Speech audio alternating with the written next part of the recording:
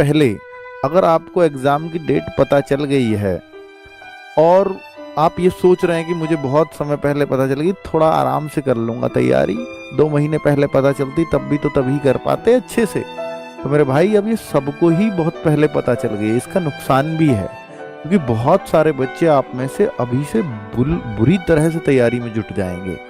और ये सारे बच्चे जो तैयारी कर रहे होंगे, मैं केवल 5 से 10% ऐसे बच्चे हैं जिन्होंने पहले यूपी पुलिस वाला पहला वाला एग्जाम नहीं दिया, केवल 5 से 10%। बाकी 90 से 95% वो बच्चा है जिसने पहले एग्जाम भी दिया था, अर्थात उस एग्जाम से रहा था और ये एग्जाम में बैठ रहा है। तो भाई आप ये बताओ कि जो आप में से होशियार बच्चे थे, आप में से जो अच्छा करते थे, 60,000 बच्चा, वो तो नौकरी लग गया ना। वो 60,000 की जगह 30,000 वैकेंसी होती पहले, तो वो 30,000 अब आपको परेशान करता, वो ही ले जाता है इन सारी सीटों को। लेकिन वो तो 60,000 लग गया, कितना बड़ा एक नंबर आपके बीच से चला गया जो आपसे ऊपर था। अब आप सोचो कि अब जो आप रहे हो उसमें से कुछ बच्चे फाइनल मेरिट से रहे, कुछ शुरुआत की मेरिट से रह गए।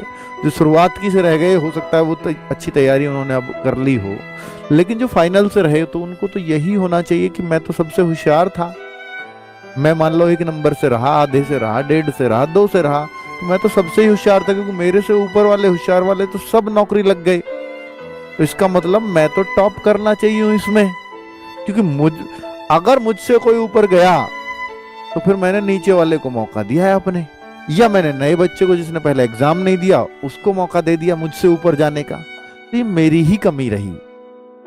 तो ये आपको खुद से सवाल पूछना है मेरे भाई। अगर आपके हाथ से कोई इस नौकरी को छीन करके ले जाता है तो फिर ये आपकी कमी की वजह से हो सकता है और कोई दूसरा तरीका नहीं है आपसे इस नौकरी को छीनने का।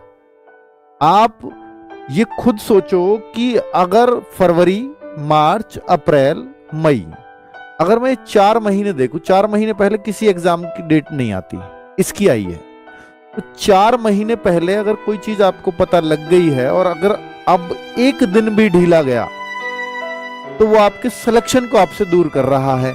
अब एक उस पल को सोच करके देखो, अब इमेजिन करो कि 4 महीने बाद जब आपके हाथ में एक नौकरी होगी, वो एग्जाम डिसाइड कर देता है कि आपकी लगेगी या नहीं।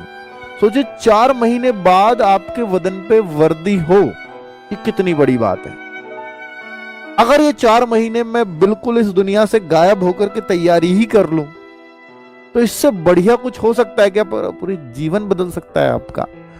भाई फिर क्या होगा 4 महीने बाद अगर आपका एग्जाम खराब हो जाता है तो आप क्या होगा? फिर आप ये करोगे कब आएगी अब अगली यूपी पुलिस भर्ती। उस टाइम को इमेजिन करो, अगर आपका एग्जाम अच्छा नहीं जाता है जो आपकी तैयारी की बदौलत होगा ऐसा, तो फिर वो फेज सोचो।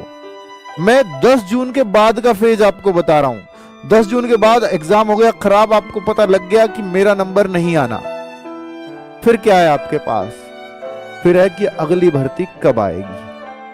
और अगली भर्ती कब आती है? कभी 2 साल बाद, कभी 3 साल बाद, कभी 4 साल बाद भी और कभी 5 साल बाद भी। बताओ फिर तो मतलब एकदम ही सब कुछ ही वैसा हो गया ना कि भैया अब तो अपने जीवन का क्या मतलब अपने करियर का कुछ नहीं पता, सरकारी नौकरी लगेगी भी या कभी या नहीं लगेगी, क्योंकि आपने उतना सुनहरा मौका छोड़ दिया जितना शायद ही कोई छोड़ता होगा। और ये छोड़ा किसी ने नहीं, सिर्फ आपकी अपनी कमियों की बदौलत, आपकी सीरियसनेस कम थी, इस बदौलत वो मौका छूटा। कोई और नहीं लेता आपसे इस मौके को, आप खुद देते दूसरे के हाथ में कि ले भाई मैंने अपनी नौकरी तुझे दे दी। ये करते हो आप और फिर कहते हो भाई मेरा सिलेक्शन नहीं हुआ। ठीक है, चलो तो सारी बातें करते हैं बच्चों।